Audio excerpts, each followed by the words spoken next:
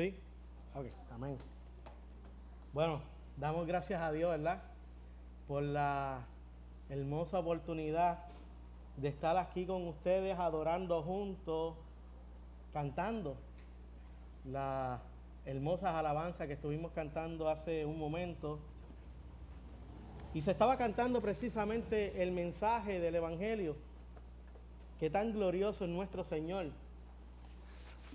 Ahora, en el día de hoy, nos corresponde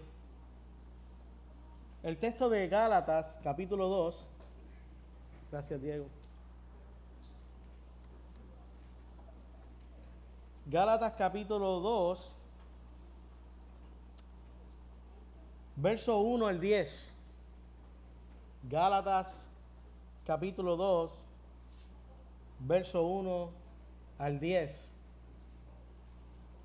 Esto es una carta conocida por Martín Lutero como la Carta Magna.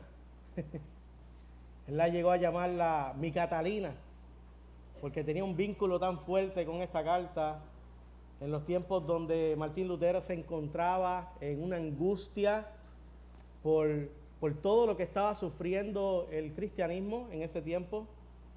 Él se refugiaba en Gálatas y la llamaba así, mi Catalina, mi esposa. Así que pasemos al texto, Gálatas capítulo 2, verso 1 al 10. Dice: después pasado 14 años, subí otra vez a Jerusalén con Bernabé, llevando también conmigo a Tito. Pero subí según una revelación, y para no correr o haber corrido en vano, expuse en privado a los que tenían cierta reputación el evangelio que predico entre los gentiles. Mas ni aun Tito, que estaba conmigo con todo y ser griego, fue obligado a circuncidarse. Y esto a pesar de los falsos hermanos introducidos a escondidas, que entraban para espiar nuestra libertad que tenemos en Cristo Jesús, para reducirnos a esclavitud, a los cuales ni por un momento accedimos a someternos, para que la verdad del Evangelio permaneciese en vosotros.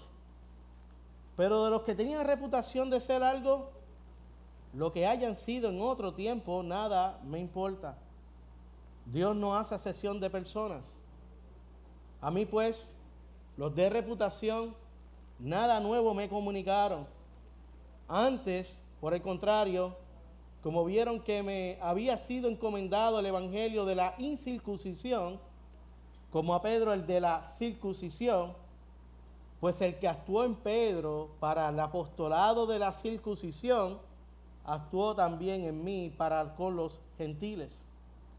Y reconociendo la gracia que me había sido dada, Jacobo, Cefas y Juan, que eran considerados como columnas, nos dieron a mí y a Bernabé la diestra en señal de compañerismo, para que nosotros fuésemos a los gentiles y ellos a la circuncisión.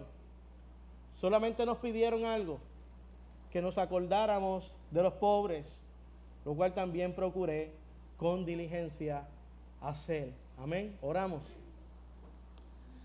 Padre Santo, Padre bueno, Señor, gracias por esta oportunidad de poder abrir tu palabra, Señor, y ver las riquezas que tú nos traes en el día de hoy, Señor. Ayúdame a poder predicar un mejor sermón que he preparado, Señor. Ayúdame, Señor. Ayuda a mis hermanos también a poder escuchar con claridad, Señor, lo que tú nos traes en el día de hoy, Señor. Y que no tan solo, Señor, se quede en nuestros oídos, Señor, sino que penetre en nuestro corazón, nuestra mente, y tú puedas renovar nuestra mente por medio de tu santa, inerrante palabra, Señor. Te pido, Señor, todo eso en el nombre de nuestro Señor Jesús. Amén y amén. He titulado el sermón La defensa del Evangelio de la Gracia. La defensa del Evangelio de la Gracia. En los siglos XIX, Martín Lutero, bajo el peso insoportable de la culpa, mientras más intentaba Martín Lutero acercarse a Dios mediante disciplinas religiosas, más consciente estaba Martín Lutero de su pecado. Y él entendía muy bien la santidad de Dios, pero todavía no entendía la suficiencia de Cristo. Hasta que estudiando Romanos y Gálatas, particularmente la doctrina de la justificación por la fe, el Señor abrió sus ojos, como también ha abierto nuestros ojos también a muchos de nosotros aquí. Y las palabras de Martín Lutero a mí me cautivaron enormemente, porque saliendo de un mundo legalista en el que yo estaba también, estas palabras penetraron fuertemente. Martín Lutero dice: sentí que había nacido de nuevo y que había entrado por puertas abiertas al paraíso. Esa es la libertad en Cristo. ¿Y qué descubrió Martín Lutero? Descubrió que el hombre no es declarado justo delante de Dios por sus méritos, por sus sacramentos, por las penitencias o algún esfuerzo religioso que pudiera hacer Martín Lutero. Él descubrió que era declarado justo por Dios. Era declarado justo por la justicia de Cristo, imputada en el creyente mediante la fe. Por eso que Pablo dice en Romanos 3:28, concluimos pues que el hombre es justificado por fe sin las obras de la ley. Y hermanos, y esa verdad es exactamente la que Pablo está defendiendo en Gálatas. Porque el problema en Gálatas, no era una inmoralidad abierta como surgió en las iglesias de Corintio. No lo era. Era algo más peligroso que lo que estaba surgiendo en Corintios. Era un evangelio alterado. Un evangelio que se le estaba añadiendo, un evangelio que carecía de poder porque se le estaba añadiendo, no era la pureza del evangelio lo que estaba reinando en esas predicaciones en Galacia. Era un evangelio donde Cristo no era suficiente. Ahora, el contexto de la carta de Gálatas es súper interesante. Pablo escribe esta carta posiblemente antes del concilio de Jerusalén en Hechos 15. Otros creen que pudo ser un poco más antes. Pablo escribe esta carta con un destinatario, ¿verdad?, hacia los creyentes en Galacia. Los judaizantes estaban infiltrándose en las iglesias diciendo: la fe en Cristo no basta. Hay otras versiones que dicen que eran intrusos. Eran personas falsos hermanos, que se habían introducido a las iglesias de Galacia. También lo que le estaban enseñando era que también necesitaban circuncidarse y guardar la ley mosaica. Y Pablo entiende que eso no es simplemente un error secundario en el cual Pablo se debe de olvidar y dejarlo así y volver de aquí a 3 años a ver si mejoraron. No. Es un asunto primario que debe de atenderse con bastante prioridad, porque amenaza el evangelio que nuestro Señor Jesucristo predicó. Y eso destruye, porque añadir obras a la justificación equivale a negar la suficiencia de Cristo. ¿Entiendan eso? Negar porque añadir obras a la justificación equivale a negar la suficiencia de Cristo. Por eso Pablo, empezando la carta de Gálatas en el capítulo 1, versos 6 al 7, que ustedes han estudiado, dice: estoy maravillado de que tan pronto os hayáis alejado para seguir un evangelio diferente al que os he predicado, dice Pablo. Es decir, cualquier evangelio que añada algo a Cristo deja de ser evangelio. Cualquier cosa que añade algo a Cristo deja de ser evangelio. Y Pablo dice: no es que haya otro evangelio, no lo hay. Cito de Calvino, dice: cuando la doctrina de la justificación es quitada, es removida de nuestra fe cristiana, toda la gloria de Cristo es extinguida, se desaparece. Es por eso que la justificación por la fe es tan vital, es tan importante en nuestra fe. Verso 1. Después de pasado 14 años, subí otra vez a Jerusalén con Bernabé, llevando también conmigo a Tito. Aquí no hay Tito. ¿No hay Tito aquí? En nuestra iglesia tenemos un Tito y cada vez que decimos Tito, pues todo el mundo mira hacia Tito. Pablo continúa defendiendo el origen divino de su apostolado. Los 14 años de Pablo posiblemente cuentan desde su conversión o desde su primera visita a Jerusalén. ¿Por qué es importante esto? Para poder hacer una pregunta. ¿Por qué es importante esto? Porque Pablo está demostrando que no dependió continuamente de Jerusalén para aprender el Evangelio. No es que Pablo estaba dependiendo de estar allá para ser enseñado del Evangelio, sino que lo aprendió de Dios mismo. Por eso el capítulo 1 es tan importante en este contexto. Su Evangelio vino por revelación de Cristo. Gálatas capítulo 1, verso 11 al 12, el evangelio anunciado por mí no es según hombres, pues yo ni lo recibí ni lo aprendí de hombre alguno, sino por revelación de ¿quién? De Jesucristo. Eso es crucial, porque los falsos maestros posiblemente estaban diciendo: Pablo no tiene autoridad real sobre la iglesia. Él modificó el mensaje. Varias de las acusaciones que aparecen en los primeros capítulos. Los verdaderos apóstoles están en Jerusalén. Es también otra de las acusaciones posiblemente que se estaban haciendo. Y Pablo responde: no, el mismo Cristo que llamó a Pedro, me llamó también a mí. Hechos 9 muestra precisamente ese encuentro de Pablo con Cristo. Camino a Damasco. Cómo fue un encuentro de transformación en su vida.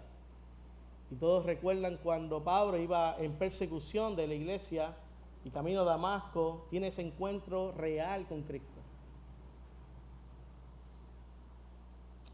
Cuando Pablo menciona a Bernabé y Tito, no está simplemente mencionando compañeros de viaje.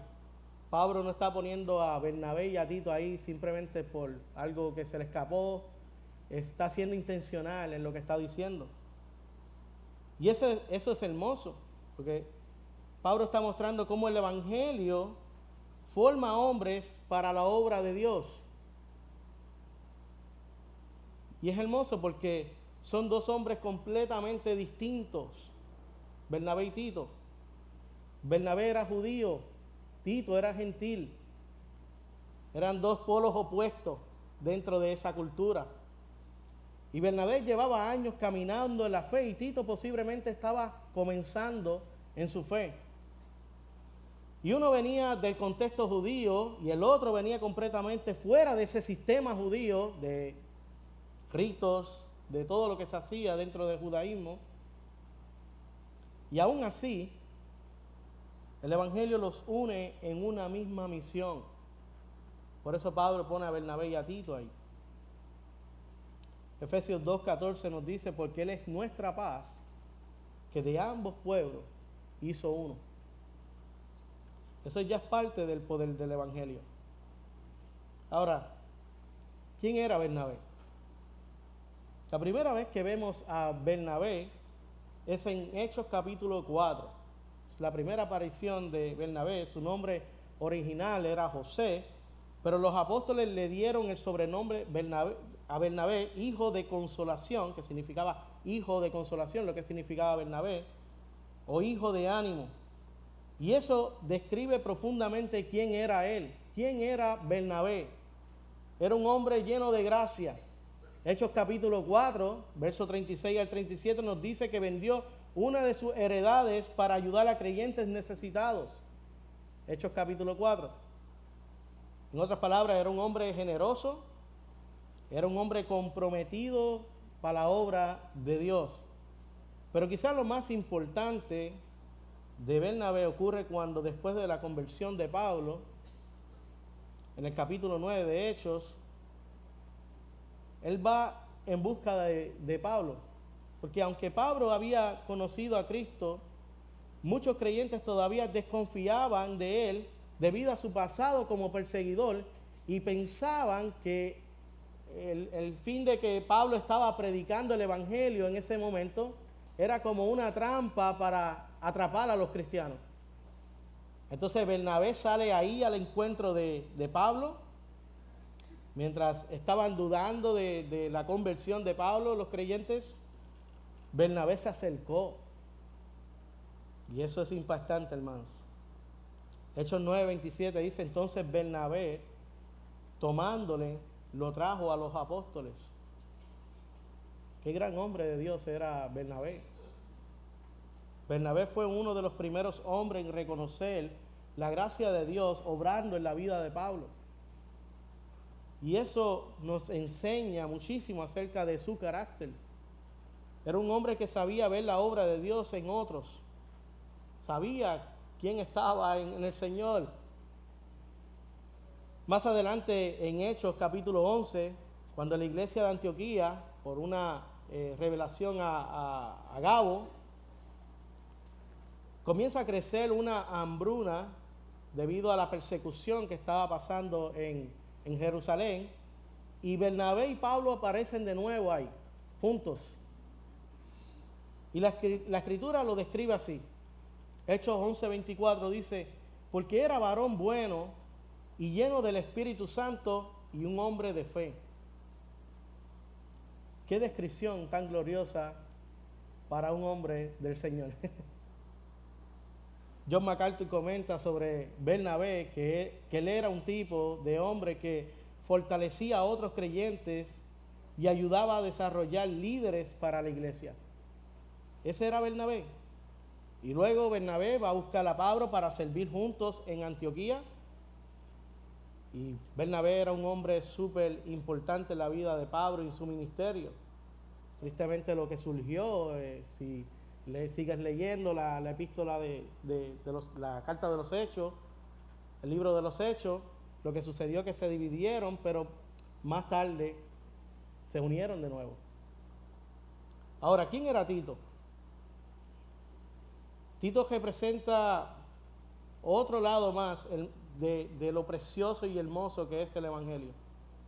Tito era gentil, no era judío, no creía que pertenecía al pueblo de Dios por su etnia, como posiblemente Bernabé en algún momento. Y Tito era incircunciso, y eso lo convertía en una figura controversial, dentro del contexto judío. Por eso Pablo trae a Tito. Pero Pablo lo lleva a Jerusalén deliberadamente. ¿Por qué? Porque Tito era evidencia viva de que Dios salva a pecadores por gracia, aparte de las obras de la ley. Tito era prácticamente una demostración visible de la suficiencia del Evangelio. Es como si Pablo estuviera diciendo: ¿quieren ver el poder de Cristo fuera de ustedes, fuera del judaísmo?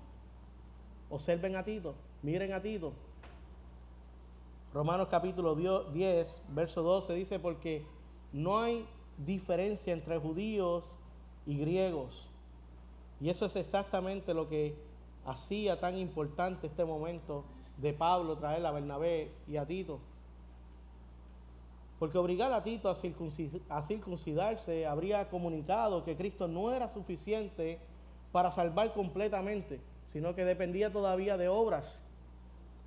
Y más adelante vemos que Tito no solamente era una persona, un convertido más, sino que para Pablo era confiable. Pablo le llama en Tito 1:4 verdadero hijo en la fe. Y mientras avanzamos más en el Nuevo Testamento, vemos que Pablo enviaba a Tito a contextos muy difíciles. Por ejemplo, en 2 de Corintios, en la iglesia de Corintios, ahí estaba Tito, dentro de de conflictos complicados que estaban surgiendo en esa iglesia. Y en el capítulo 7 de 2 de Corintios, versos 6 al 7, muestra cuánto consuelo trajo Tito a Pablo. Tito estaba resolviendo conflictos dentro de esa iglesia. Y luego lo deja en Creta para organizar la iglesia y establecer ancianos. Tito 1:5 dice: por esta causa te dejé en Creta, para que corrigiese lo deficiente, lo que faltaba allí. John MacArthur comenta acerca de Tito que él era un hombre espiritualmente fuerte, capaz de enfrentar situaciones difíciles y permanecer firme en la verdad. Fin de la cita. Pero también había una presión cultural que estaba pasando en esos tiempos. La presión cultural aquí era enorme, era bastante grande. Para muchos judíos la circuncisión no era simplemente una tradición religiosa, era señal de identidad, era también que pertenecía al pueblo de Dios por ser circuncidado. Era como la entrada a ese pueblo. Y ahora el Evangelio estaba derribando esa barrera que había por mucho tiempo, y los gentiles estaban siendo aceptados completamente por Dios mediante la fe en Cristo. Y Pablo entendía algo importante: el Evangelio no puede ser controlado por ninguna cultura. Lo que Pablo nos deja saber. Timothy Keller decía en el libro Moldeados por el Evangelio: la iglesia debe de entender la cultura, profundamente la cultura, pero nunca rendirse a ella. Y también, si predicas el Evangelio correctamente, confrontarás toda cultura en algún punto. Porque el Evangelio confronta, hermanos, tanto el legalismo como a toda la rebeldía que está habiendo hoy en día. Confronta. Versículo 2.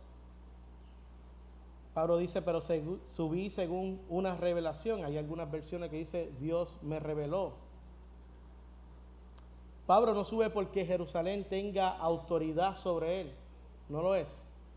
Sube dirigido por Dios. Eso muestra nuevamente la soberanía de Dios guiando a su iglesia.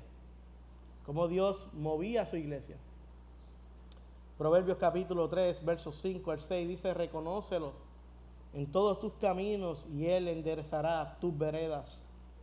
Y para no correr o haber corrido en vano, Pablo dice, no significa que Pablo dudaba del Evangelio, dudaba del mensaje que se le había entregado.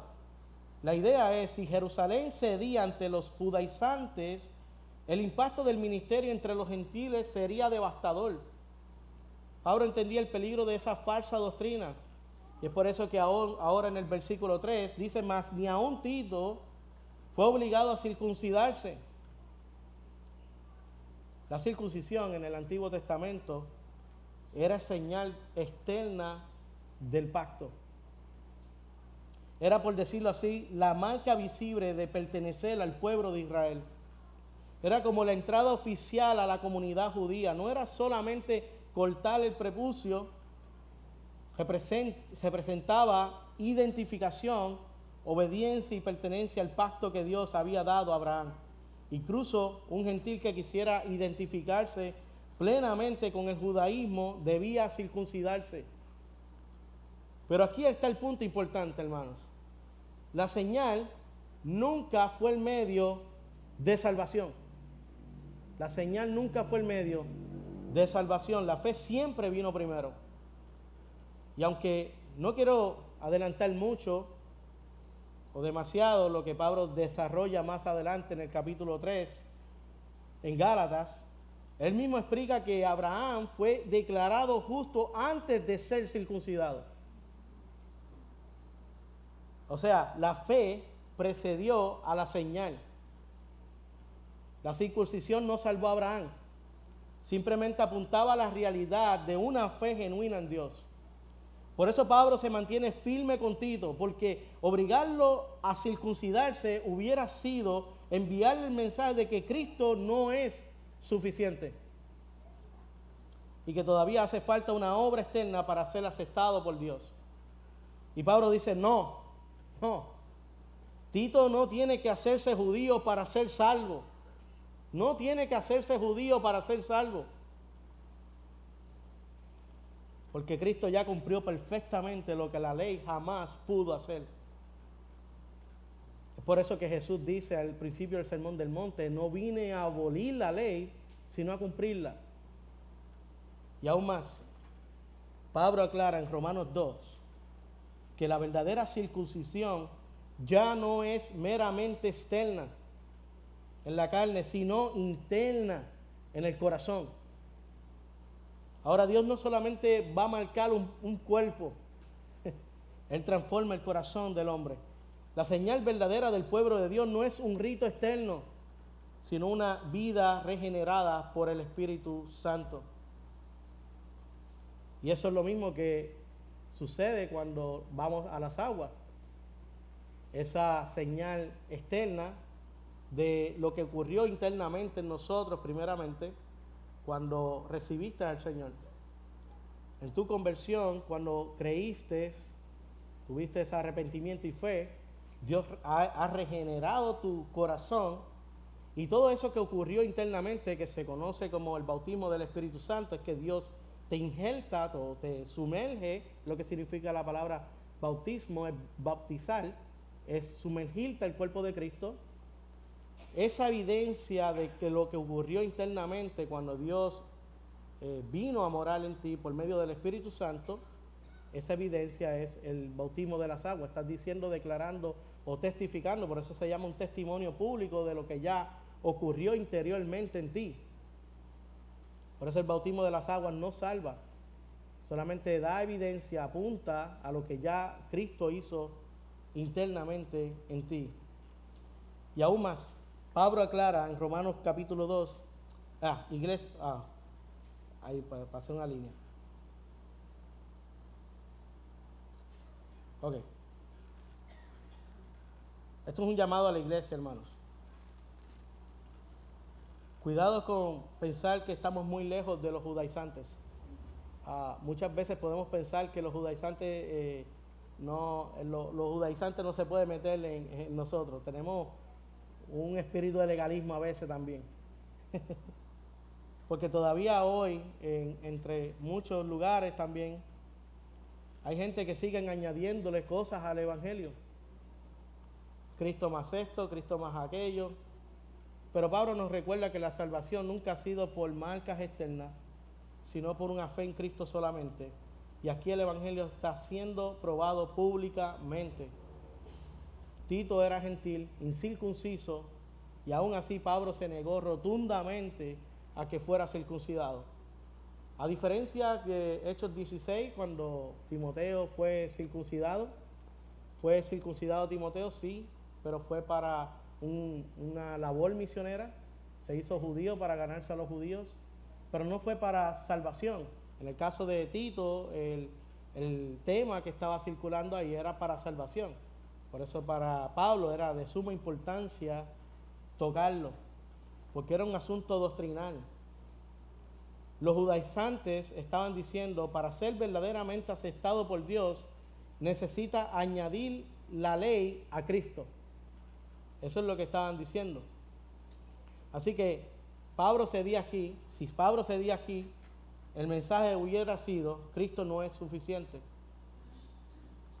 Pero Pablo dice en Efesios capítulo 2, versos 8 al 9, porque por gracia sois salvos por medio de la fe, y esto no de vosotros, no por obras, para que nadie se gloríe. Verso 4, y esto a pesar de los falsos hermanos. Pablo no tiene miedo en nombrarlo como falsos hermanos. Otras versiones también dice como intrusos también, introducidos a escondidas, que entraban para espiar nuestra libertad que tenemos en Cristo Jesús, para reducirnos a esclavitud. Y note el lenguaje fuerte de Pablo. Él no los llama simplemente hermanos confundidos, él los llama falsos hermanos. ¿Por qué? Porque estaban atacando el corazón del Evangelio. Se habían infiltrado dentro de las iglesias para llevar nuevamente a los creyentes a la esclavitud de la ley y todos los ritos externos. Y esto no debe sorprendernos, porque Jesús mismo advirtió en Mateo capítulo 24 que vendrían falsos maestros. Pablo, ya Jesús lo había advertido. Y Pedro también dijo que habría entre el pueblo falsos maestros que introducirían herejías destructoras, y esta es una de ellas. O sea, la amenaza siempre ha estado presente, personas que quieren añadirle algo a Cristo. Por eso el autor de Hebreos es tan importante, la carta de Hebreos, en este tema. El autor de Hebreos constantemente nos recuerda que Cristo es suficiente, que Cristo ofreció un sacrificio una vez y para siempre, que no hay necesidad de volver atrás, es lo que quiere decir, que Cristo es mayor que Moisés, mayor que Abraham, mayor que Josué, mayor que David. Todo apuntaba hacia Él, hacia la cruz de Cristo. Y regresar a los rituales, volver hacia atrás, como medio de aceptación delante de Dios, era prácticamente decir que la obra de Cristo no fue suficiente. Y Pablo dice que estos hombres querían espiar nuestra libertad en Cristo. ¿Cuál libertad? ¿Cuál libertad es la que Pablo está hablando aquí? Hermanos, es la libertad gloriosa de haber sido justificados solamente por la fe en Cristo. Porque el legalismo siempre va a traer esclavitud. ¿Se acuerdan? Si han leído Hechos 15, donde dice que ustedes quieren poner cargas a vosotros que ni nuestros padres ni nosotros mismos hemos podido cargar. Eso es lo que trae el legalismo, carga. Y cuando hay cargas, hay esclavitud, no hay gozo. No hay gozo. Una religión basada en obras siempre deja al hombre cansado, inseguro y tratando de ganarse el favor de Dios. Y aquí hay una diferencia importante, y esto es muy importante. Nosotros en Aguadilla, ya Gilberto y yo, cuando nos dicen, ustedes son religiosos, nos da como tenemos conversaciones entre nosotros siempre de esto, nos da como un pequeño coraje santo. Porque hermano, la religión es todo lo que el hombre trata de hacer para llegar a Dios. Es todo lo contrario al Evangelio y a Cristo. El cristianismo o el Evangelio es todo lo que hizo Dios en Cristo para salvar al hombre. Religión es todo lo que el hombre puede hacer para buscar el favor de Dios, sean obras. El cristianismo es todo lo que Dios hizo por medio de Cristo para salvarnos. Por eso Jesús dijo en Mateo capítulo 11, verso 28, venid a mí, todos los que están trabajados y cargados, y yo, Jesús, os haré descansar. ¿Por qué descanso? Porque en Cristo dejamos de tratar de salvarnos a nosotros mismos por nuestras obras, por nuestros méritos. Hebreos 4 dice que en Él encontramos el verdadero reposo. Él es el Señor de reposo. Ahora, Pablo no está hablando de una libertad para pecar. No es esa la libertad que Pablo está hablando aquí. Pedro mismo aclara que la libertad cristiana no es libertinaje.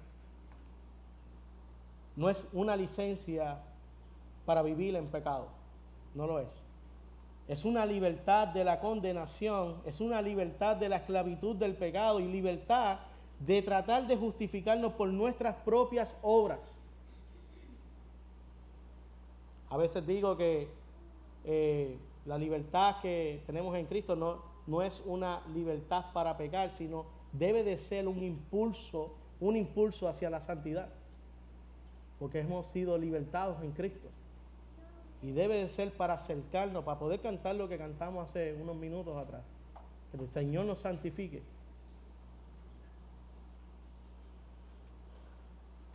La ley nunca fue dada como un medio de salvación.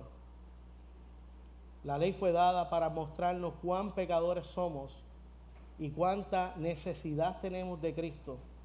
Y cuando alguien añade obras como requisitos para salvación, no está haciendo el evangelio más fuerte. Lo está destruyendo. Lo está destruyendo. Versículos 6 al 9. Pablo ahora cambia un poco el enfoque y comienza a hablar de los líderes en Jerusalén.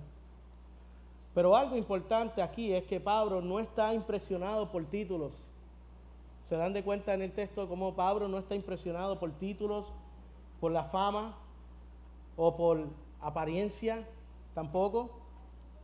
Miren cómo él dice, los que tenían reputación de ser algo, lo que hayan sido en otro tiempo, Pablo dice, nada me importa.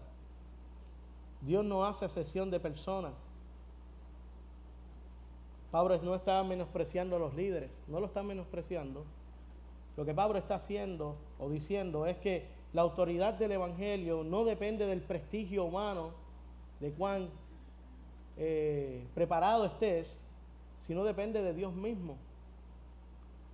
Y esto es importante porque Pablo no fue a Jerusalén buscando ninguna aprobación. Pablo no fue a Jerusalén a buscar la aprobación ninguna, como si él todavía estuviera inseguro de su mensaje. Pablo no estaba tampoco inseguro de su mensaje.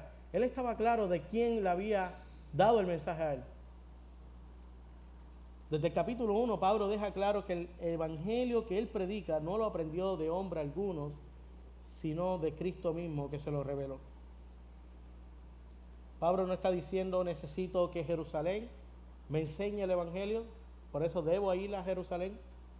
Más bien fue para mostrar que el mismo evangelio que Dios estaba usando entre los judíos también estaba siendo usado poderosamente entre los gentiles, y los gentiles en Jerusalén reconocieron eso, precisamente lo reconocieron.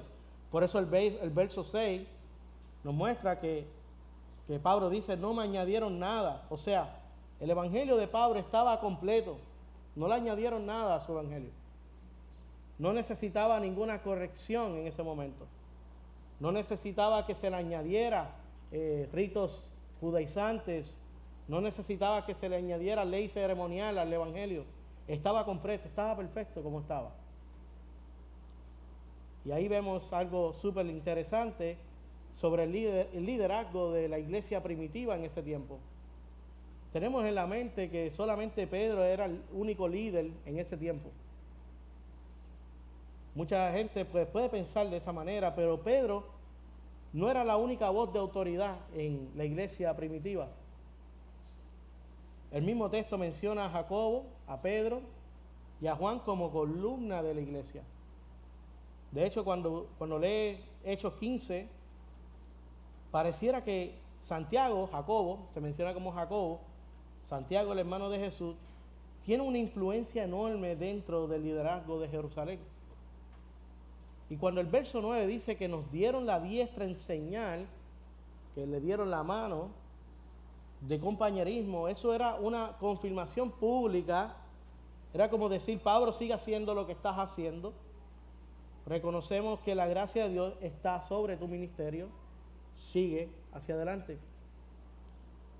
No eran dos evangelios, algunos textos, yo creo que el que leí al principio, pareciera ser que menciona dos evangelios distintos, un evangelio para los judíos y otro evangelio para los gentiles, pero no.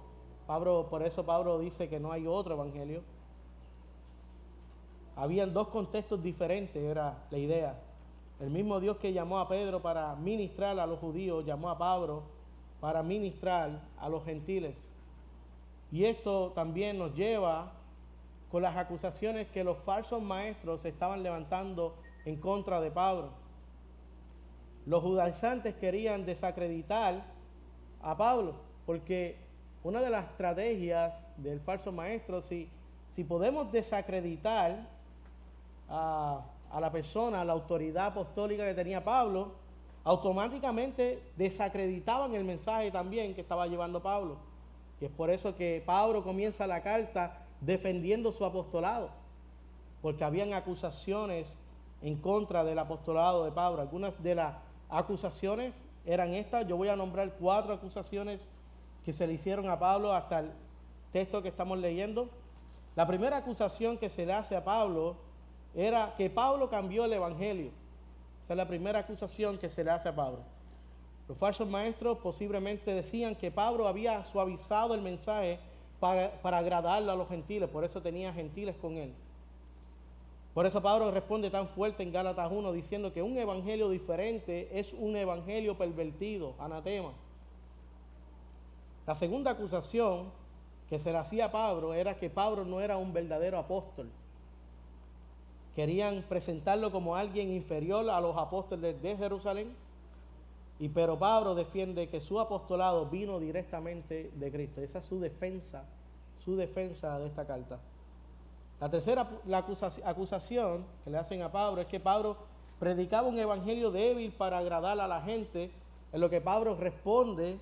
Por eso Pablo responde: ¿busca ahora el favor de los hombres o el de Dios? Pablo no estaba acomodando el evangelio, estaba defendiendo el evangelio. La cuarta acusación en la que estamos en el día de hoy dice que Pablo no tiene respaldo de Jerusalén. Por eso que Pablo responde mostrando que tuvo comunión con los líderes y que no añadieron nada a su mensaje y que reconocieron públicamente su ministerio.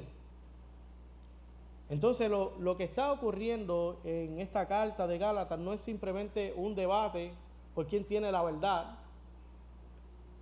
es que está en juego el evangelio. El evangelio estaba en juego. Por eso que esta carta es tan importante. Porque si la salvación depende, aunque sea un poquito de obras humanas, escuché a Paul Washer decir que si tú le añades un 0.00001, terminas perdiendo el evangelio. Ya deja de ser el evangelio. Termina perdiendo su pureza. El evangelio está perfecto, puro, como está en la Escritura. Y Pablo está dispuesto a defender esa verdad a cualquier costo. Versículo 10 y último. Y Pablo termina esta sección del verso 10 diciendo algo muy importante. Solamente nos pidieron que nos acordáramos de los pobres, lo cual también procuré con diligencia hacer. Y esto es hermoso, hermanos. Porque Pablo viene defendiendo la justificación por la fe, defendiendo la pureza del evangelio, defendiendo que la salvación no es por obra, pero ahora nos deja ver cuál es el resultado de una persona que verdaderamente ha sido justificada por la fe. La fe genuina en Cristo produce un amor genuino por el prójimo. Jesús lo dijo claramente: amarás al Señor tu Dios con todo tu corazón, con toda tu mente y alma y con todo tu ser. Y el segundo es semejante: amarás a tu prójimo como a ti mismo. Y Pablo está modelando eso aquí. Pablo está defendiendo y ahora está llevándolo a la aplicación. Pablo pone a Dios primero por encima de los líderes, por encima de su reputación y por encima de sí mismo, porque para Pablo la gloria no es Pablo, la gloria es Cristo. La gloria es Cristo. Y cuando Dios ocupa el lugar correcto en nuestras vidas, el resultado natural es amar a los demás. Por eso Santiago dice que si vemos a alguien con necesidad y solamente le decimos Dios te bendiga, en unas versiones, pero no actuamos, no ponemos nuestra fe en acción, nuestra fe es muerta. No porque las obras nos salvan, sino porque las obras evidencian que la fe está viva. Es una evidencia, es un resultado. Hay mucha gente que ponen a pelear a Santiago y a Pablo, pero la realidad es que Santiago y Pablo están bien alineados en lo que están diciendo. Pablo dice que somos justificados por la fe, y Santiago dice que si hemos sido justificados por la fe, haremos buenas obras. Por eso que Pablo dice en Efesios 2:10, dice que fuimos creados en Cristo Jesús para buenas obras, las cuales Dios preparó de antemano para que anduviésemos en ellas. O sea, el creyente no hace buenas obras para ser salvo. Hace buenas obras porque ha sido salvado. ¿Y cuáles son esas buenas obras? Obras de compasión, obras de justicia, servir al necesitado, amar a nuestra familia, discipular a nuestros hijos y todo lo que demande de nosotros acudir a las necesidades de otros. quiero dirigirme a los padres, ya que estamos cerca del Día de los Padres. Padres, Dios nos llama a ser sacerdotes de nuestros hogares, a interceder en oración por nuestra familia. También nos llama a ser profetas trayendo la palabra de Dios a nuestros hijos, a ser la voz de Dios en nuestra familia y a ser líderes que reflejan el carácter verdadero de un rey que es Cristo. Iglesia, ¿qué hacemos cuando el Evangelio está siendo atacado? Le hago esta pregunta para que reflexionen. ¿Qué hacemos cuando el Evangelio está siendo atacado?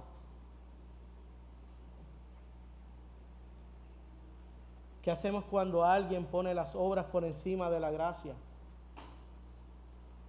¿Nos quedamos callados? ¿Oramos? ¿Abrimos las Escrituras y hablamos la verdad con amor? Judas dice que contendamos ardientemente por la fe, pero eso no va separado del amor. Hermano, estamos llamados a compartir la verdad del Evangelio en cualquier cultura, en cualquier lugar. Confronte o no confronte, el Evangelio siempre va a confrontar. Y esa valentía no viene de nosotros, viene del Señor. Por eso ese descanso de descansar en Él. Somos llamados a proclamar el Evangelio tal y como es, sin quitarle y sin añadirle, predicarlo tal y como el Señor, nuestro Señor Jesucristo, nos lo reveló en su palabra. ¿Y cuál es el Evangelio que debemos predicar? Pablo lo resume de una manera simple en 1 Corintios 15. Yo creo que una manera más práctica de poder comprender el Evangelio es 1 Corintios 15. Pablo lo resume así: que Cristo murió por nuestros pecados conforme a las Escrituras, que fue sepultado y que resucitó al tercer día. Ese es el Evangelio, que vivió la vida perfecta que nosotros no podíamos vivir y que hoy está sentado a la diestra del Padre intercediendo por nosotros. Ese es el Evangelio. Y sabiendo que algún día regresará por su iglesia. Cristo viene, hermano. Y nuestra esperanza está anclada a eso, que el Señor va a regresar por su iglesia. Por eso nuestra mirada no puede estar solamente en esta tierra. Nuestra mirada no puede estar anclada a la tierra. Jesús lo dijo: hagamos tesoros en el cielo, no en la tierra. Muchas veces somos muy fácil de desviar nuestra atención al Señor y poner la mirada en las cosas de la tierra por las preocupaciones, por diferentes cosas que están surgiendo. Pero Jesús nos dice: no os afanéis, descansen, confíen en Cristo. Para terminar, me gustaría que buscaran Colosenses capítulo 3, verso 1 al 4, y lo pudieran tachar y recordarlo no tan solo hoy, sino recordarlo todos los días de sus vidas. Y que su esperanza, su mirada pueda estar anclada a ese texto. Colosenses capítulo 3, verso 1 al 4.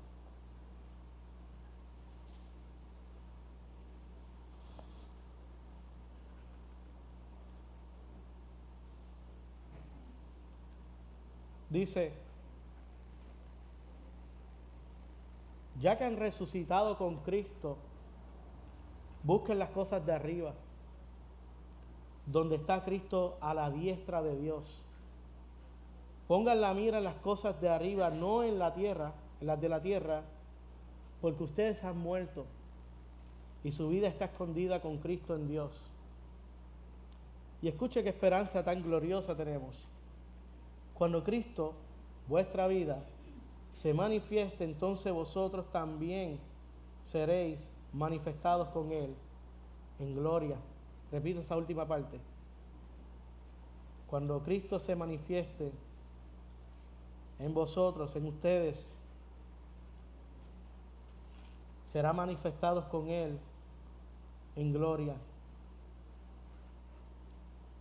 Pablo dijo en Gálatas capítulo 2, más adelante aquí, texto que leyó Pastor Anthony, ya no vivo yo, mas vive Cristo en mí. Y la vida que vivo ahora en la carne, la vivo en la fe en el Hijo de Dios, el cual me amó y se entregó a sí mismo por mí en la cruz. Que nuestra esperanza esté anclada a Él. Y nuestra defensa ante el mundo cruel, ante el mundo que viene en contra del cristianismo, sea una respuesta de amor hacia ellos. Qué esperanza más gloriosa tenemos en el Evangelio. Oramos, hermanos. Padre, te doy gracias, Señor. Gracias porque tú nos has bendecido con toda bendición espiritual en los lugares celestiales juntamente con Cristo Jesús. Señor, ayúdanos a entender como cantamos anteriormente. No se trata de nosotros, sino de Cristo viviendo en nosotros, Señor. Ayúdanos a vivir recordando todos los días de nuestra vida, Señor, que hemos sido justificados por la fe en ti, Señor. Que el que no conoció pecado por nosotros lo hizo pecado para que la justicia tuya, Señor, fuese imputada en nosotros, Señor, y podamos tener esperanza, Señor, en que tú seguirás santificándonos en el día a día, Señor, porque tú empezaste la buena obra en vosotros, Señor, y ciertamente tú la perfeccionarás hasta el día de tu regreso, Señor. Que nuestros corazones ardan fuertemente, Señor, que nuestros pálpitos, Señor, sean cada vez más cerca a tu presencia, a estar contigo, Señor, porque en tu presencia hay plenitud de gozo, Señor, y queremos estar, derribar nuestras vidas ancladas a tu promesa, Señor. En el nombre de nuestro Señor Jesús. Amén.